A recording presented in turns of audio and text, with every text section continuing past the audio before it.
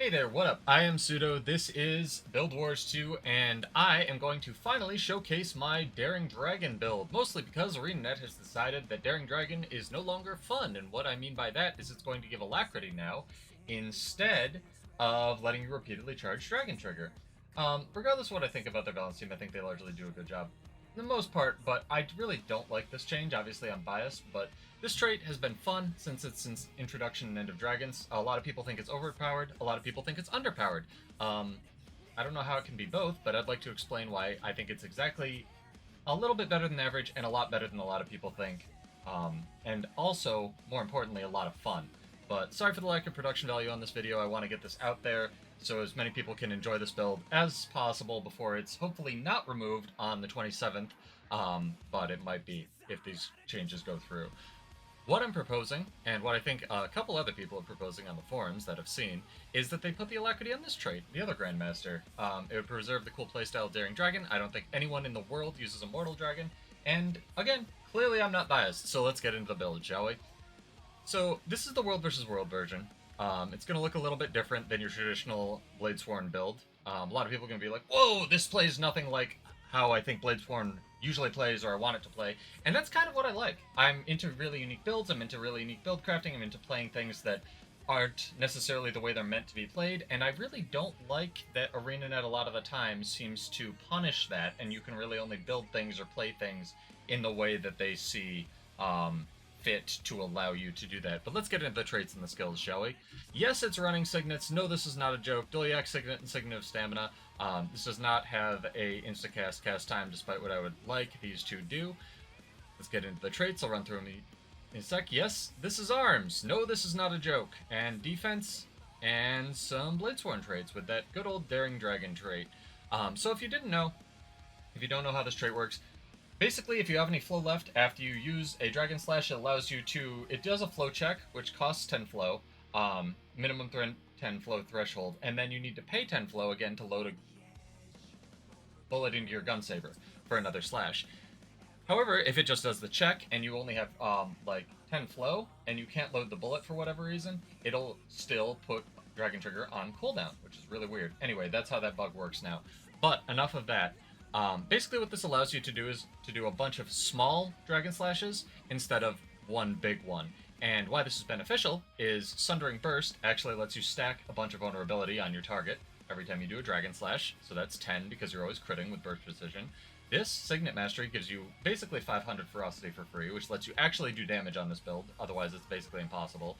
And Call to Weak lets you stack Perma Weakness on your opponent. Now, I know a lot of you who watch my channel seeing me running around with this in World vs. World. It's been in the description of my channel forever, but I get a lot of requests, you know, do a build video on this, do a build video on this, because I want to show how it works. Another alternative here, in case you want to run Sharpening Stone, if you're not going to run the utility food that gives you movement speed, is Surging Runes. So this is actually what I run on World vs. World, because I think Scholar Runes are kind of underpowered.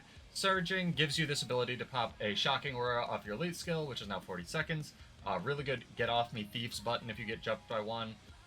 Just really beneficial build overall. The Greatsword gives you excellent mobility, and it's a really good roaming build. It's a really good engaging dueling build. Not so much a great zerging build, but that's why I like it. It's very unique. It's very fun. I'll cut to a bunch of games somewhere in here so you have something more to watch than me just going through the skills in the build editor and stuff. And so you can see how it plays if you're not familiar with my channel. But the only change here, when you go to the PvP version, is Swift as the Wind, which actually lets you have some mobility in PvP. It's not basically permanent, because it's really hard to get these procs as soon as they trigger, off every 5-second cooldown, but it's pretty close. So the Amulet and the Rune for the PvP version are Scholar and Valkyrie. Yes, Valkyrie, it gives a ton of survivability. It's a really, really good amulet. I think it's really underrated for a lot of reasons. Excellent survivability, excellent damage with Sigil of Intelligence. You can use this to proc the crit on your rush skill, or if you actually go into Gun Saber, Artillery Slash, or Cyclone Trigger, very good. And this should actually be Sigil of Escape.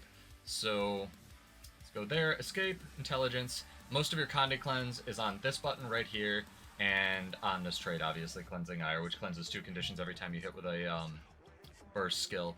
So the other really good thing about this build, I've seen a lot of people say Defiant Stance is underpowered. This is the best button in the game, period. And the reason it is, even though it says it has a 4-second cast time, it's way longer than that. I have no idea. It's somewhere between a fourth and a half at least. It's very interruptible, especially if you're being just constantly CC'd pressured in PvP. But failing that, if you can get into an unwinnable situation where you know you're getting bursted hard by like 1 or 3 people, you can press Defiant Stance, and as long as you're decently low health, so you can tank some of that already, I guess you don't have to be in low health, but it's more beneficial if you're already at low health. You'll heal right up. You have 4 seconds of invulnerability. You get the sweet protection that you can stack with Dragon Scale Defense at the end of it. And it really just helps add to the survivability of an already really survivable build. This build is a ton of fun. I recommend going out and trying it in World vs. World in the next 2 weeks before it gets changed. Hopefully not, but we'll see. Again, really easy suggestion. Just put the Alacrity on Immortal Dragon instead, or ANet. It already gives protection, which is redundant with Dragon Scale Defense anyway.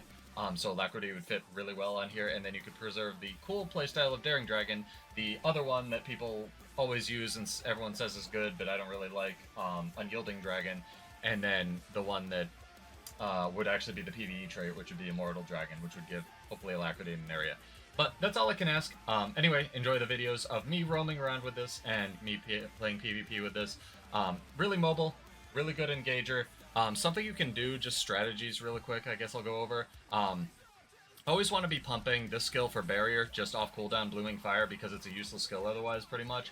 You just want this to be at 1 charge or 0 charges as much as you can, so that you can just press it off cooldown for the 1,000 barrier from Unshakable Mountain. Other things to note, you want to use Break Step before you double pop your flow stabilizers. This is pretty much your engage. You want to make sure you get into combat first so this doesn't go away. Use Break Step, double tap flow stabilizer, use all of your ammunition skills as much as you can, switch into Greatsword, maybe rush, maybe whirlwind attack through them, throw the blade trail. 100 blades is really a mediocre skill. It locks you in place and doesn't do much. And then go into Dragon Trigger, you'll have enough. Try to keep these at low cooldown for, again, Unshakable Mountain, and then you can just start stacking vulnerability. Don't be afraid to try to hit with boost and reach. These are the 2 I use the most. I almost never use force, partially because it doesn't hit behind you, and partially because these just hit further and you're already doing very minimal damage to start. So you want to just stack that vulnerability, stack that weakness for the damage bonus with Call the Weak, and then basically just Dragon Trigger around until you have enough burst to pressure them down. Each Dragon Trigger, unless they're running toughness gear or some kind of insane damage reduction, should hit for 3 to 5k. They're really strong with this build. You don't even have to full charge them to the 5. You just hit with 1 to 2 bullets, and then you go back into you'll switch out into Gunsaber, because Dragon Trigger always dumps you into Gunsaber whenever you swap off it. Cyclone Trigger, Artillery Slash, get these off cooldown, go into Greatsword and repeat. And you can always use this to get an extra dodge. Your endurance will be up pretty high from using it to begin with. Doyak Signet gives you a nice, pretty nice heal to pop off cooldown. You want these off cooldown even when you're out of combat as well, because they will give you the buff from Signet Mastery. So a lot of the time on my PvP matches, you'll see me popping these as I'm running toward mid, along with Blooming Fire, just to get those stacks up, sort of pre-buff the fight. I do this in World vs. World too. I actually don't use cats, the cat mount, because getting on a cat will remove this buff. So just running around popping Signet Masteries, if you have a friend like Sea Monster was giving me the cat movement speed buff the other day, or otherwise I'm stuck using Rush, Whirlwind Attack, and Savage Leap for their movement skills. So yeah, that's pretty much the build. If you have any questions, let me know. Check me out on YouTube and Twitch until they ban me for simul streaming. And hopefully you enjoy this build before ANet takes it away. Hopefully, again, they don't, but all I can do is ask, I enjoy it, other people might not, I understand. I'm not the center of the universe, so enjoy. And I'm Pseudo. Cheers. I'll see you in Tyria. Peace.